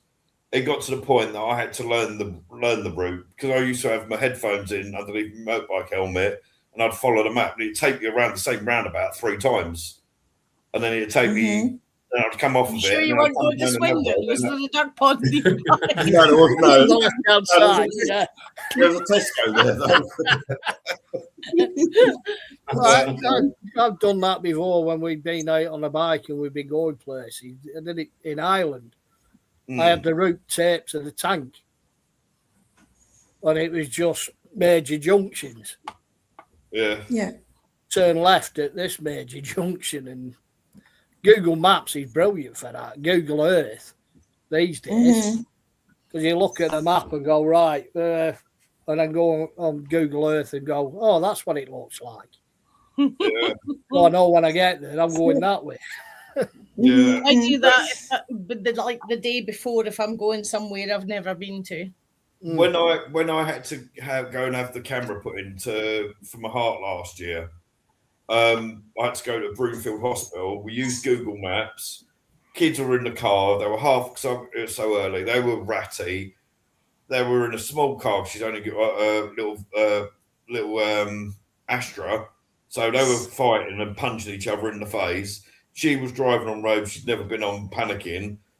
And we used Google to get to Broomfields, which is one of the most well-known hospitals in Essex. And it took us up the same road and round the same road roundabout 4 times. And every time Are you sure it wasn't because the kids were screaming and all that? You just kept missing the turn. Absolutely diabolical. And then a couple of months back, I had no choice, but I had to go out and I needed to pick up a couple of bits. And it was like I think it was home base or somewhere I needed to go to. In Braintree, I had to go to the diabetic clinic and then to home base. And on the map, it said they're about a mile apart. And I was completely and utterly lost. I started having a panic attack. When you're riding a motorbike and having a panic attack, it's not fun. No. It really isn't. Right, so what are we going to go for next week, guys? All right, Carl. Get this bit out of the way. Yeah. Chartres Cathedral is 9 hours north of me. Also, it's quite a distance. Yeah, a 9-hour drive. That's a shame. So, yeah, It'd be interesting to have a look how many pilgrim ways follow ley lines. Ooh, Yeah, well, that web that you can still see, since I've got it up as my screensaver, that web around us shows the Pilgrim's Way from Aberdeen up and round the outside edge on the right-hand side, and the way from Inverness, and the 3 or 4 dots that are next to each other, which is pretty much where I'm sitting. We have Palmer's Cross, which was next to an old priory. And nowadays, looking on the modern map of Elgin, where I live, where Aldi was a priory, where Tesco was a priory. There's the cathedral. Wow. And then there's another priory 5 miles out of town. I wonder how many roads were built on the site of old priories. I'll just look that up. Short answer, there is no fixed or authorised number because ley lines themselves aren't scientifically established. Yeah. A pilgrim way, a pilgrim's way is a name used in several places. That said, here's how the idea is usually understood on ley line law. The Pilgrim's Way in Kent and Surrey, England, an ancient route along the North Downs, traditionally linked to pilgrims travelling to Canterbury, frequently claimed to lie on a parallel to the St. Michael ley line. This is by far the most famous Pilgrim's Way associated with ley lines. Most books and documentaries refer to this route. You got the Camino de Santiago. Yeah, I was just looking that up. The Santiago de Compostela. Yeah, my pal walks it every now and again. Yeah, my landlady lives right across the street. She does that every year. Yeah. I think it's about every year that Rob does it as well, near enough. Yeah. I believe that. The Pilgrim's Ways and the Palmer's Ways are traditionally marked. Now, some of them are marked with like earlier monuments so that you know you're on the right road. But a lot of the monuments in my area are from Pictish times. So 700s to the 10 and 1100s. and then the medieval folk carried that on. So the earlier Pictish markers are what we are later finding, like in this last 200 years, as Pictish stones that are being dug up, and they're like cross slabs and stuff. They're markers from the Pilgrim's Ways. Yeah. A lot of them you'll see when you look up the Pilgrim's Ways, it mirrors the paths of standing stones and stone circles because they're markers. And again, I'm wondering if it's because so many thousands of people over the centuries have walked these pilgrims' paths, they've laid down their own energy for every time they've gone past it. Well, it's like Cal said earlier on about stone tape theory. Yeah. Very, very similar sort of thing. Yeah. All that emotion, all that feeling going along those lines. I mean, they're on a pilgrimage for a reason. Yeah. So, yeah, there's a lot to be said for that. Yeah. That's interesting because I remember up in Forest, because Boudica had a camp in Loughton. I was looking it up. One comment says that there is no link. The Boudica's statuette, Boudica's stone is on a ley line, and another one says it is. So I'm not sure what to make of that. Yeah. Although it says there is no, not reliable, but then again, it's not 100% confirmed that Boudica as a single solitary person existed. Yeah. She was like Robin Hood or King Arthur, made up of An amalgamation of different figures. Hello, Puss. Bella, pussycat. Bella. Boo. No, she loves cats. See, my cat won't do that. As soon as you pick my, as soon as you go to pick my one up, she howls at you. Oh, She's yeah, she's she's a people cat, but she's not a huggy cat. No, she sees you as a source of food. Yeah, you're just You're just a toy. Feed it. She's just waiting for you to die to chew your face off. Yeah, typical She cat. tests it every morning. That's how I get woke up. Although now she's realised it used to be claws and like she's trying to lift your head off the pillow. All I did was I used to pull the duvet over my head. But she's realised now that when she goes with soft paw, she gets a quicker reaction. So I get soft paw more often. And I'm not going to work with claw marks across my face like I was. Oh, well, yeah, there we go. As soon as we were talking about it, I looked that one up. So yeah, cool. Slightly curved line, and same thing with the pyramids too. Yeah. But even in them images, you can kind of see that they're slightly concave. But even if you look at the line of little mini things at the bottom of the bottom one, and then look at the line of stars beneath the bottom star, it even mirrors that. Yeah. But they're not on a line with it. They've just copied it. Yeah, they've just copied the alignment of it. Yeah. So they're not under it. And when you look at the book, I'm going to recommend to Carl, to all of you, if you want. They have the entire Nile Delta mapped out, and it mirrors the shape that the Milky Way was showing in the sky at that point in history. It's interesting. And I thought that was very, very clever. I'll start buying books again. I will, and I haven't forgotten. I will still get some of your books, Joe, because I still want one autograph for CJ. Amazing. It might actually encourage you to get off your lazy fat ass and read for a change. That book is called The Orion Mystery, and it's by Robert Boval and Adrian Gilbert. At the moment, on World of Books, you can buy a used copy for £3.80. Whereas mine cost me 25 quid 15 years ago. Wow. I've got it on any papers. I've just written. But yeah, I will get one of your books. I've got my book sitting in my queue as soon as I remember to do it, I'll order one of each and send it to you. I'll even sign it. Somebody else's name, but I'll sign it. Well, now CJ's at high school, the school that he's at, in the time from when they start and when they finish, they expect him to read between 50 and 100 books. It's ironic because last year he wanted the whole Percy Jackson lot. His aunt bought him every single Percy Jackson book, and they're still in the wrapper. Yeah. I don't know if he signed it might encourage him. So trying to help him with his dyslexia. So right, what are we going for next week, guys?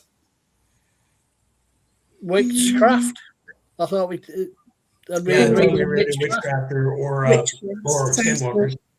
Yeah. Subject. Witchcraft, or I don't mind Witchcraft or Skinwalkers. Either. Well, you all came out with Witchcraft, so I would go with that. Yeah, Witchcraft. It's a first response from everybody. Yeah, I don't mind. What you an extra? Spell or whatever. We'll try it out. I don't. I said I don't. I'll mind look out some spells for it. I'll have to move the Christmas tree if Elsa doesn't move it cool. for me. Perry said, "Have we covered crop circles? That can be covered easily. It was two guys with a piece of wood and a bit of rope." That's what I was going to say. If you ask Colin, Colin actually knows the names. Oh well. So.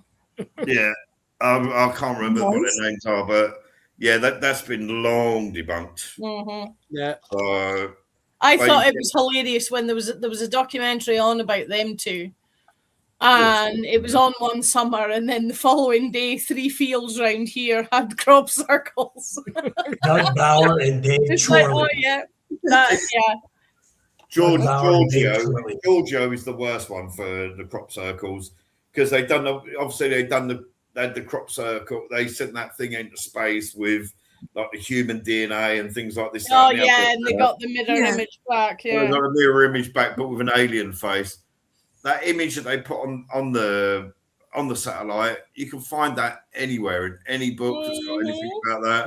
Yeah. All you need to do is change the image slightly. But no. But if whether we do it next week or whenever. Next week's Christmas Eve, isn't it? Christmas Eve. Yeah, do we want to do the different deities of Santa? That's what I'm thinking. Or do we want to do a traditional Christmas Eve ghost story? If Linda's doing the ghost story, we'll go for that. Yeah. Well, we were saying last week about the deities, weren't we? Mm-hmm. And just because I was interested in it, I've been looking up a lot of the dark side of Christmas, a lot of interesting stuff about the dark side of Christmas. And unfortunately, a lot of Christians are going to be really disappointed. Yeah, they're all going to be offended. Yeah. Christians are going to be very disappointed when they find out it ain't got nothing to do with baby Jeebus. Seeing as we've been talking about star charts, the star that was being followed, well, the shepherds were laying out in the fields with their lambs. Lambs aren't born in November and December. Right. Nope. Exactly. And when you follow the star chart back, Bible says the shepherds were in the field, in the field tending their flocks. You don't tend to flocks in December. When you follow the star chart back, that would have to be March, April, May. Yeah. Well, I said Jesus when they had the census was June. Please, can we piss off the Christians? Please. No, that'd be because I've seen. So long as we don't upset the religion of peace, then we'll all find bombs under our beds. We don't need to mention them, no. Or Aisha. I think we just stick with we can just say that all these festivals were robbed and stolen. We just don't have to say who by, where to, and story. Carl, you're not on next week. So. I'm busy. I forgot. Busy celebrating the festival you don't agree with. I don't celebrate Christmas anyway. So when we done the one about the festivals the other week, actually, I do need to correct myself because I mentioned Saturnalia, and that is Saturnalia, actually more based on Christmas than it is on Valentine's Day. Yeah. But I haven't watched it back. But I'm not sure if I made the mistake of putting it at the wrong time of the year. I think you did, and I think I tried to correct you, and then I thought, oh well, we'll just let it go. Well, sorry. I can't remember. I think. Sorry, Ian? You just like having a go at the. I don't ever do that. And I love aliens. I think it was Linda actually suggested the different aspects of it and all that last week. Yeah. And I said what it was before Coca-Cola and the place some folk go on Sundays got involved. Well, Santi, before that, always used to be green, dressed in green. Yeah. Mm-hmm. And the Blumfeld Santa, the Coca-Cola Santa, is based on a drunken Dutch sailor who was leaning on the harbour wall in what's now New York, but at the time was New Holland, and was hanging on the harbour wall, throwing up into the water. And the guy thought, this guy looks like he's a happy, jolly fellow. That'd be all the cookies and the sherry. inspiration for the Coke Santa. That'd be all the cookies and sherry. Yeah. Ooh. Gross. Yeah, we'll go for that. Yeah. You have everyone happy with that? Yeah. Mm-hmm. Yeah. Yeah, go for that. Should be interesting. What's this one? There are definitely some hoaxes. I know some. However, there are a lot of other sites that are possibly genuine. I've seen a couple of videos that suggest some might be, or there was something weird happening in the field the night before that can't be checked. Are you on about that one that's filled with nothing, and then suddenly something white whizzes across it, and suddenly there's it's been debunked long years ago. Right. They got debunked a long time ago.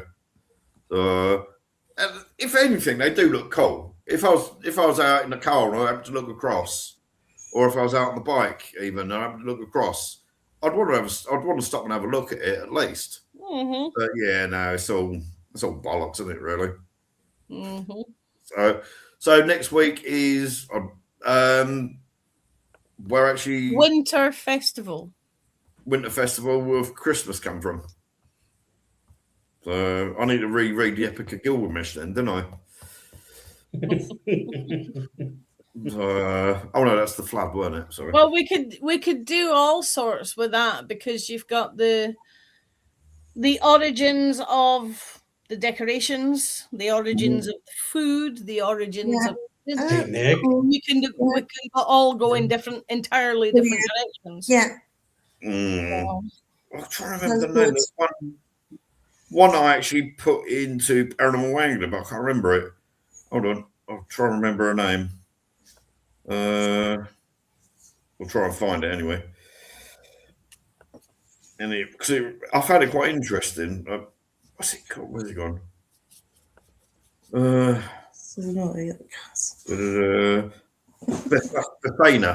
the Italian Christmas witch. La Befana. That's the one I mentioned to you at the I have a close. hard time with no, I can't even say it. Yeah. I can't say La Llorona or however it's bloody pronounced properly half the time. So. Double L in Spanish is a Y. Mm-hmm. Yeah, no, that's what you call a crop circle. That's amazing, isn't it? But It's the really biggest cool. sea urchin I've ever seen. I mean, you can see the ley lines running through it. The thing is, There has to be more than two people. That one, there's got to be a team. Yeah, Absolutely. The more detailed ones have to be big teams. Yes. Yeah. But people say, ley lines, it's definitely aliens coming down. Why would an alien travel 100 light years, be in space for 130,000 years to come down and put a brick circle, yeah. It'd be more impressive if they're you the came ones down, who drew a bought picture us and the, stuck it to your fridge. With a penal colony for them. Hmm. Possibly. Well, I think it'd be more impressive if they came down, drew you a picture and stuck it to your fridge. yeah, That would be impressive. yeah. But the thing is, I've said this multiple times before. You could say, for instance, you could have Wiggy on the lawn of the White House doing a live interview. Aliens could land and say, "You humans and us are the only species in the whole universe." Yet the following day on the internet, you'll still have people saying there's this species and that species. It's the way humans are, unfortunately. Yeah. But It's like that joke that the Brits always complain about the weather. Yeah, because there's always something to complain about. As long as there's something to complain about or somebody with the wrong mindset, there's always going to be somebody complaining. It's been surprisingly warm here today, actually. I actually managed to get a bit of gardening done in December. We hit 11 degrees. We was up to about 13 today. Mhm. It's not warm in here now, but I think January I'm going to treat myself. I mean, don't get me wrong, it was still 2 degrees when I got up, but it hit 11 degrees.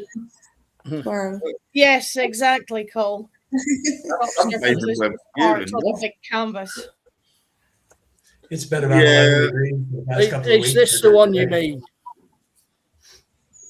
It's, It's a jellyfish. Jellyfish in a parachute. Yeah. yeah, Man. or some sort of weird anal bead. Well, I wasn't going to say that. I wouldn't either. I don't know. Right, guys, it's been fantastic as always. Those that have watched, thank you very much. Next week should be interesting because, like I said, I've been looking up some of the dark sides of Christmas and they've been quite interesting. Different. So does that mean you're covering Krampus and Black Peter then? I'll have a look into it. But there's a lot of definitely interesting aspects. But basically, from what I've seen, literally everything about Christmas is stolen anyway. So yeah, that's the church for you. Practice. Exactly. Every culture, it cracks me up when you go on. People go on about, oh, you can't have braids in your hair. Mm-hmm. It's culture theft. Mm. Yeah. Where did you get them from? Exactly.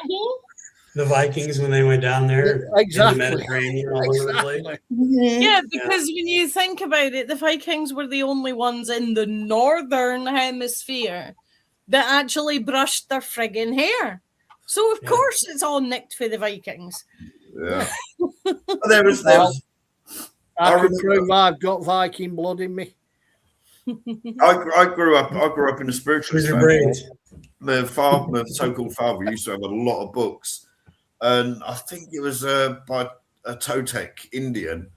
And when they had the pilgrims go over to America, and they said, "Oh, you need to worship Jesus, and you need to do this, and you're like you're an animal, you're a heathen because you got long hair."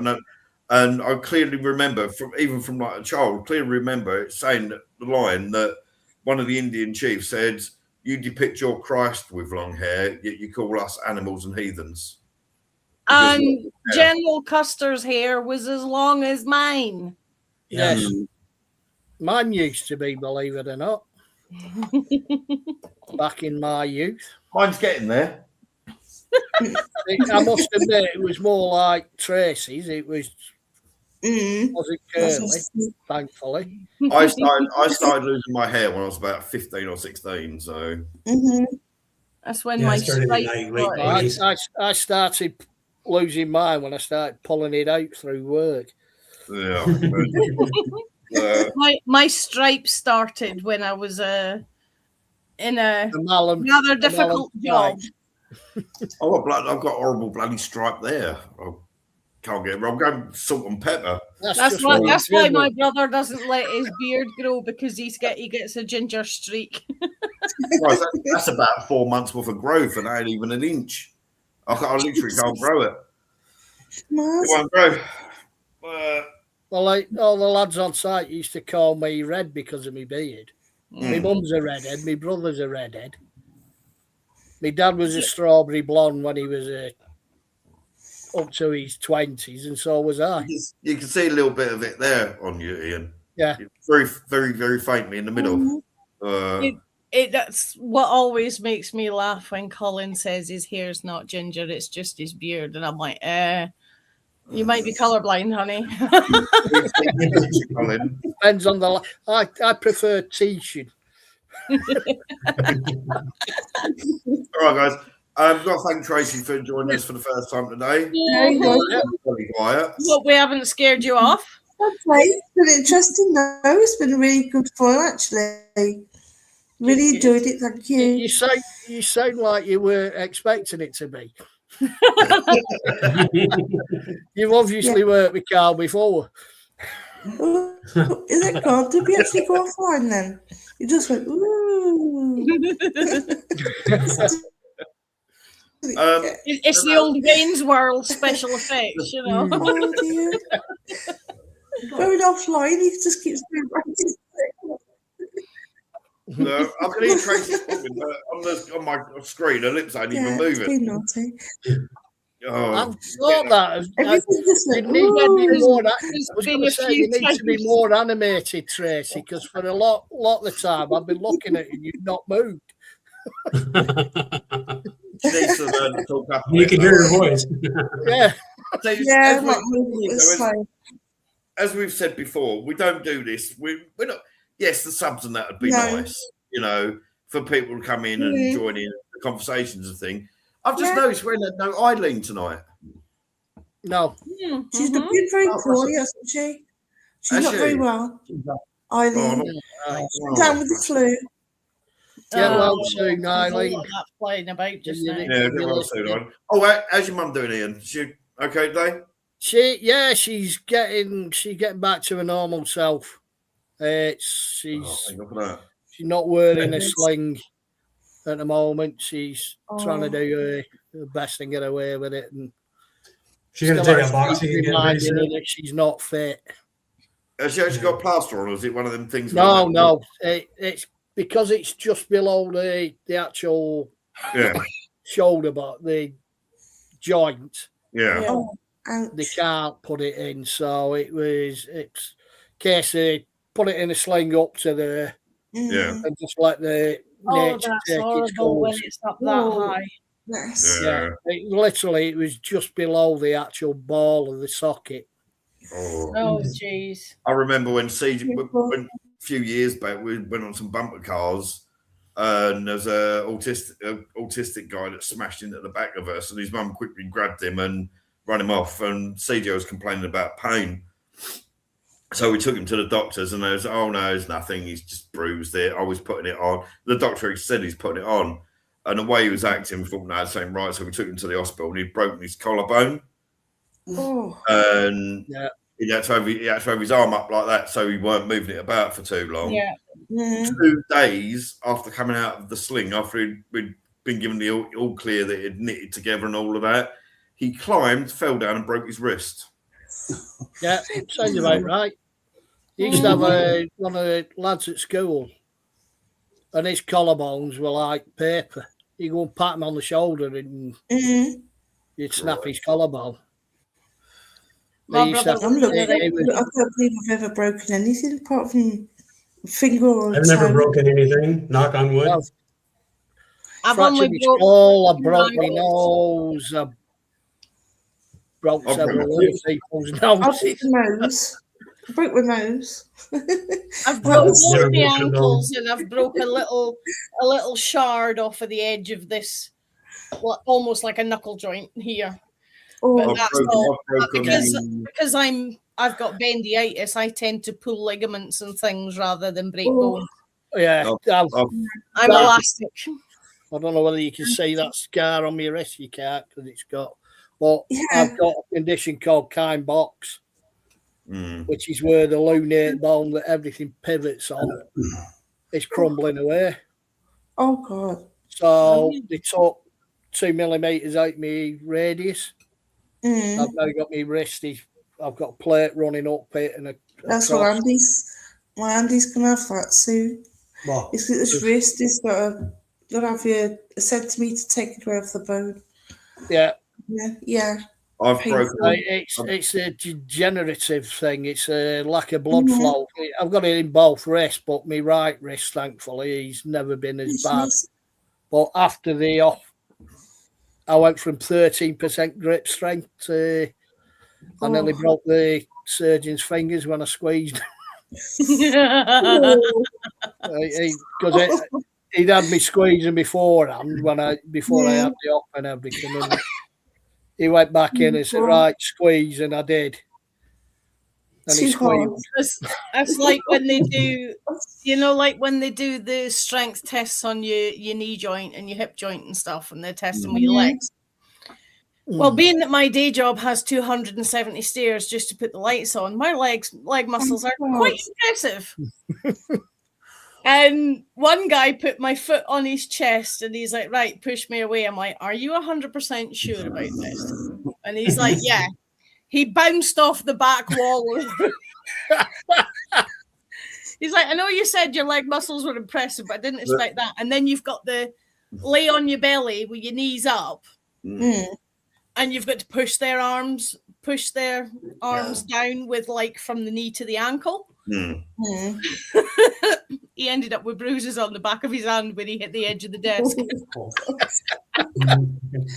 Myself, I broke my left wrist when just after CJ was born. We'd got him a oak wardrobe, and as I opened up the box it was in, one of the pieces weren't in place properly. So this lump of oak came down on my toes and broke all my toes on my left foot.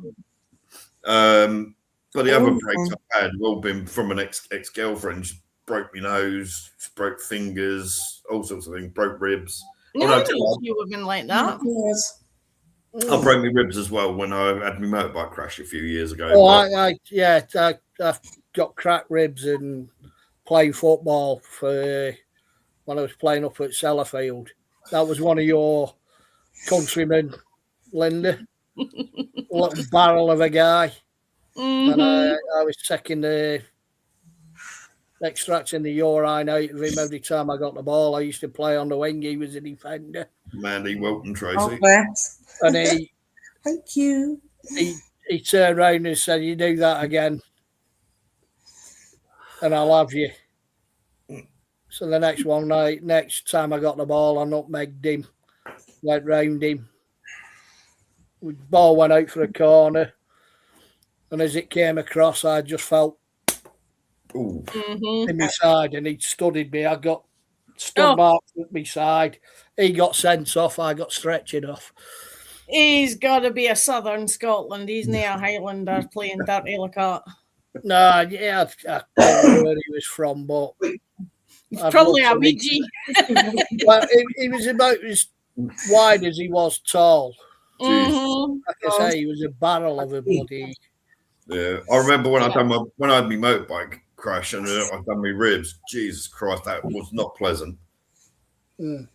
I've never broke my ribs, but I've had, the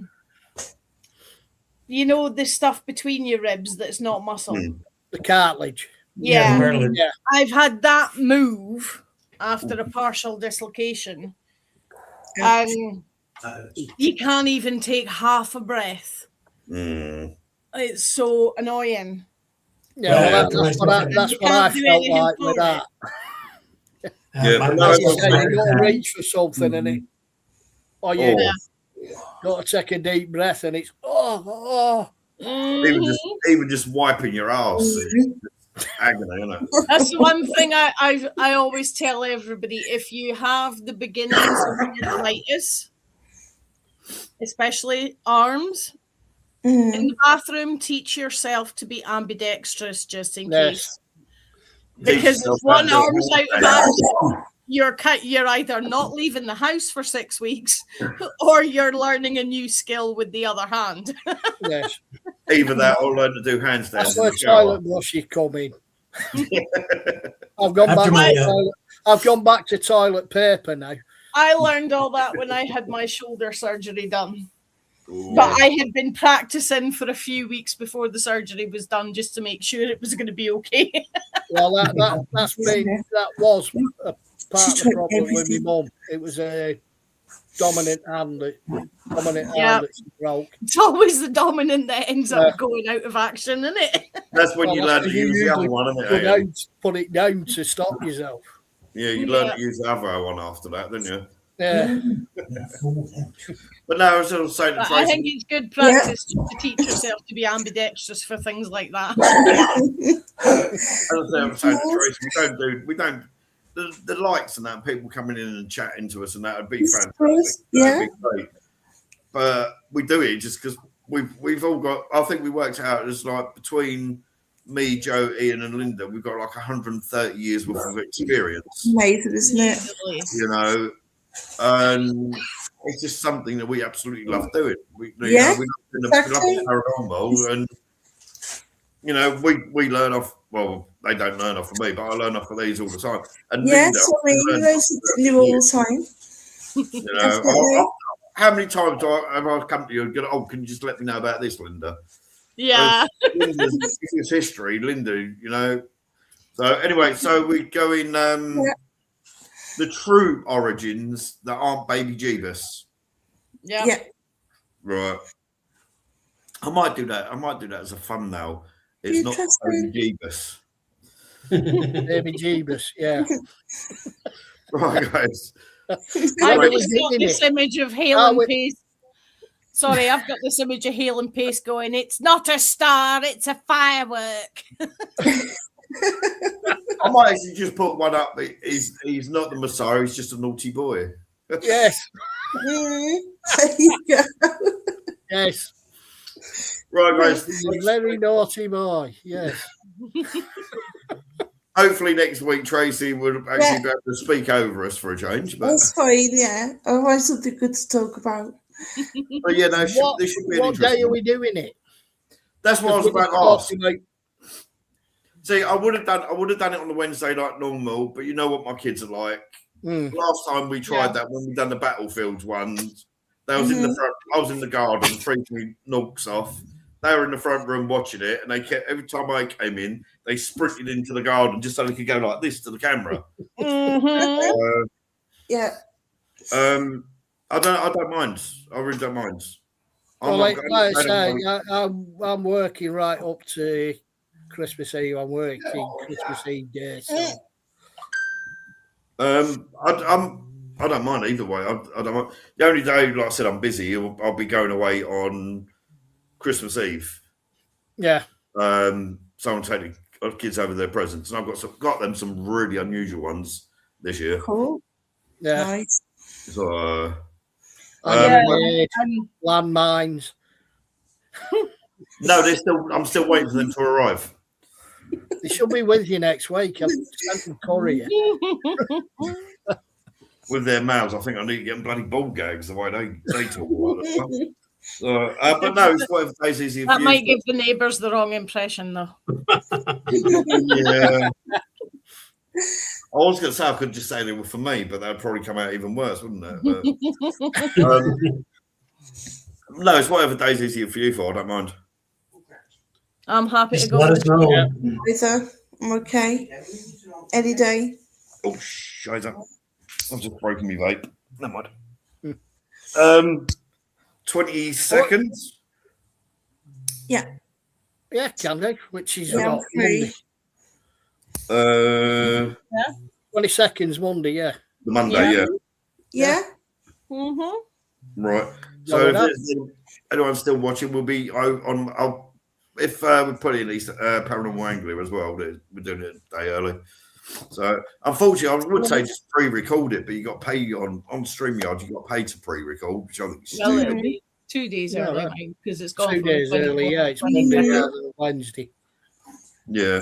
Right. So. What have you been smoking? I I think that answers it.